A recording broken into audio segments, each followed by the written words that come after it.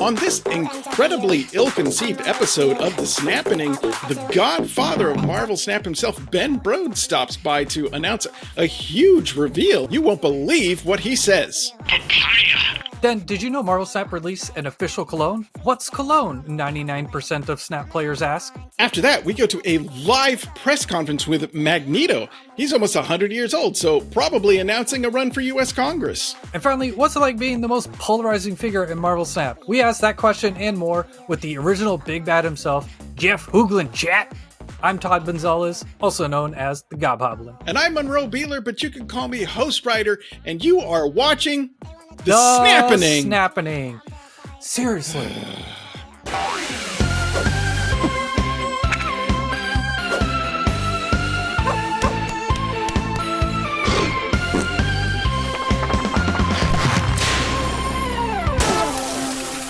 Now, I know that some of you have some major issues with Jeff. We know that. He knows that. But before you go making cancel the Snappening trend on Twitter, I want you to know that we are a hard-hitting news organization here, and we're not going to be lobbing any softballs at Jeff during his interview. So put down the pitchforks, bust out the popcorn, because things are going to get a little weird, but in a good way. But first, we are extremely lucky to have the mastermind behind Marvel Snap with us today, Ben Brode. He's here to make this enormous surprise reveal about the game of Marvel Snap. We were having a bit of trouble connecting earlier, but I think we got it now. Hello, Ben. Can you hear us? But, whoa, what is he doing? Is he gonna base jump while talking to us? No way. Hey, Ben. Ben, can you hear us? Asparagus! Jambalaya! Arugula!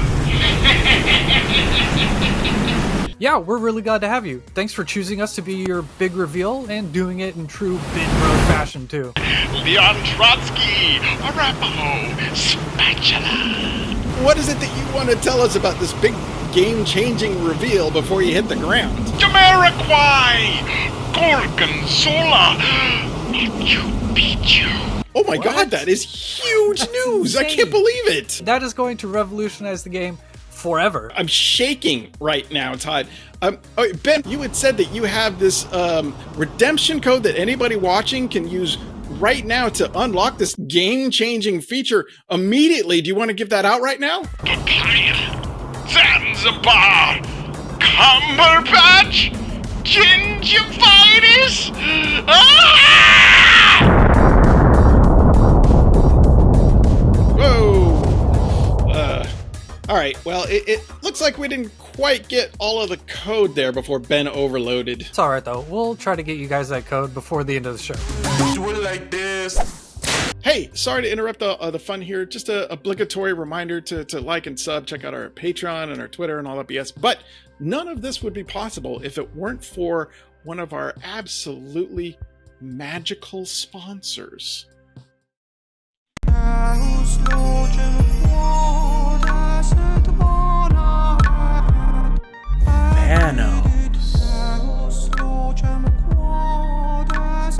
Les parfums les plus masculines des multiverse.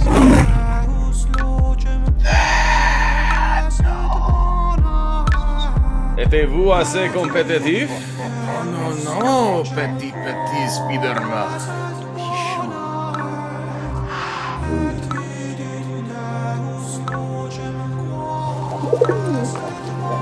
Vous les occasionnels me dégoûtez.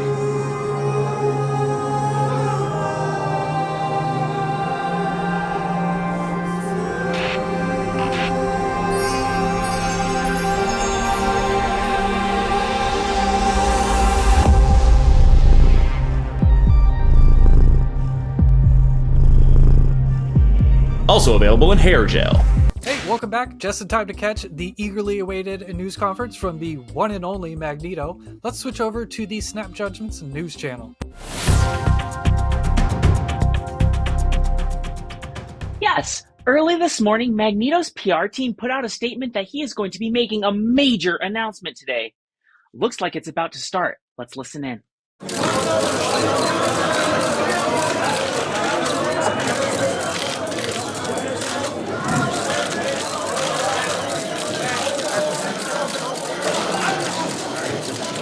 My fellow mutants, humans, and members of the esteemed press, thank you for being here today.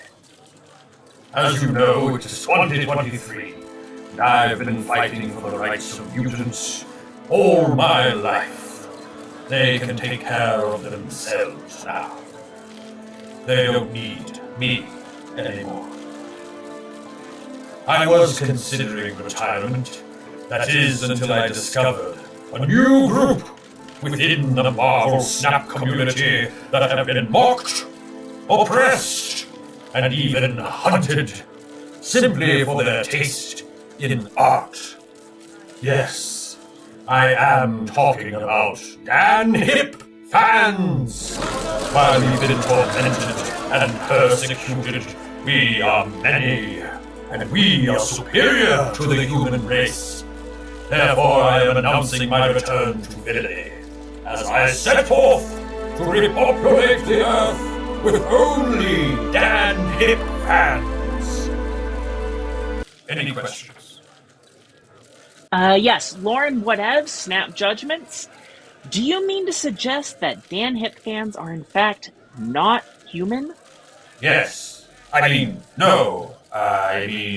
Next question. I have so many questions. What if somebody likes Dan Hip in addition to other artists? What if Dan Hip's favorite artist isn't Dan Hip? Have you even considered that the fans of Pixel variants are a far more maligned group? Look, I don't know. I just started this movement. I haven't worked out all the kinks yet. Have you seen your own Peach Momoko variant? That thing's gorgeous! Come on, man! That is true, actually. It's quite nice. Damn it! Get out of my mind, Lauren! That's it! Let the villainy commence!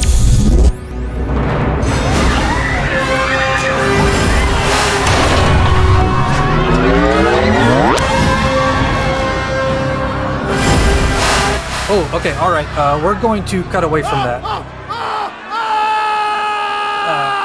Holy. We'll keep you abreast of that ongoing situation. Now, for the interview you have all been waiting for. He was a pro Magic player. He pioneered the bounce deck. Save your tokens now because he is never leaving Series 5. The big bad himself, ladies and gentlemen, non-binary, Mr. Jeff Hoogland! All right, let's hear it. I'm Hoogland, by the way. Oh, I'm sorry. Jeff Hoogland! All right, great. Thanks for being with us today, Jeff. It's fantastic to be here. I'm excited to see what you got in store for me. Awesome. I love that spirit, Todd. Some call you the godfather of the bounce. What would you say is next for you? The Mussolini of Move? The Lenin of Lockjaw? The Duvalier of Destroy? Is that too obscure of a reference? I was going to say, I don't know that I'm familiar with Duvalier. You had me up until that point, though. He was the dictator of Haiti. Not to compare you with a dictator or anything like that. Honestly, with Marvel Snap, you never really know what the next big thing's going to be. They change card text 3 weeks out of the month. They go up, they go down, they go all around. There's a new card releasing every single week. You just kind of got to go with the flow and don't know where you're going to end up at. Well, we do have a viewer-submitted question. The question comes from Ghost Rider's cousin, Jefferson Blaze, who is apparently a big fan of yours, Mr. Hoogland. Hello, Mr. Hoogland. I want to say I'm a big fan and generally appreciate your insights on deck construction and the Snap economy. But I have noticed you're a fairly outspoken critic of libertarianism, and as the earthly avatar of the spirit of liberty, I have to take exception.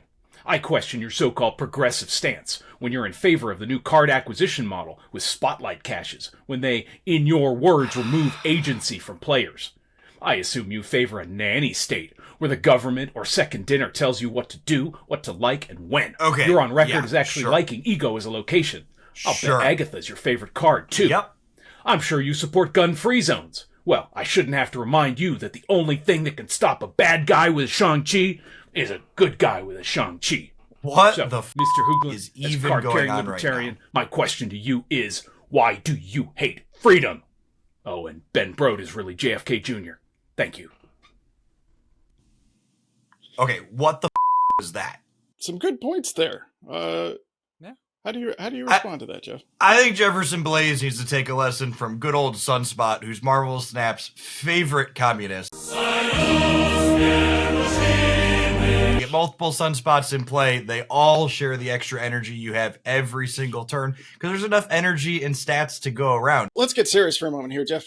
Controversy seems to follow you wherever you go. People call you rude. They call you hypocritical. Others find you incredibly sexy, like Todd here. I do. People have accused you of like criticizing them publicly and even in their DMs. My question for you is, being the big bad of the card world persona, is that like something you enjoy? Is it a shtick? What's going on there?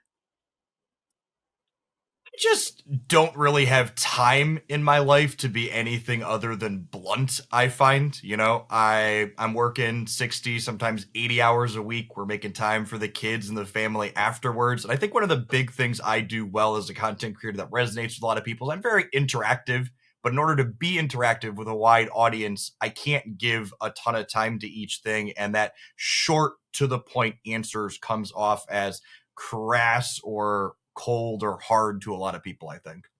I think the criticism comes when you go out of your way to criticize people and terrorizing Dara. I think you crushed that guy's poor soul on his stream not too long ago. Do you feel bad about that at all? Would you like to take this opportunity to apologize for hurting Dara's feelings? Dara and I actually had a pretty solid chat inside of our DMs outside of that instance, and I think we came to a pretty good understanding of what happened there with the back and forth. I think overall, Dara is he's obviously an excellent content creator, and I think he's a pretty good person, even if he gives a little bit too much lead room to the types of conversations that I think can be a little bit damaging. You've been known to ban folks in your chat for accusing your opponents of being bots. Don't you think that offends the bots in your chat just a little bit? Listen, my average chatter couldn't identify a bot from a real human if one of them slapped them in the face, so they probably don't realize they're surrounded by many other beep boops. Jeff. Goose. Golden? Cosmo. Bad dog. Howard the Duck. Bad. Mary, kill. Go. I'm starting to think this one might have been a bad idea for my collab opportunity. Goose, Howard, Cosmo. So Mary Goose? Mary Goose. Cosmo? No, kill the dog. Kill the dog. You'd kill a dog? I have to say that's pretty disgusting, Jeff. Yeah, you are a I can't believe you would disturbed talk about individual. such things. Especially You didn't give me a lot of choices there. It was all bestiality all the way down. All right, too late. It's already been said. Yeah, okay. Well, we do have one last question for you. Can I get an unban on Twitter? I promise I'll behave. Always. I literally always unblock people when they ask me to unblock them on Twitter. In fact, something I've talked about before is banning people or blocking them is a character test in a way, because a lot of the time when you remove someone's ability to interact with you, a mask will come off and it will be like, oh, yes, you truly were someone that I never want to interact with ever again. And other times they're like, oh, I think there was a misunderstanding. Can we correct this? And I'm like, yeah, sure. All right. Well, the mask is off, and I feel humbled. Thank you, Jeff. Yeah. Jeff, judge, jury, and righteous angel forgiver.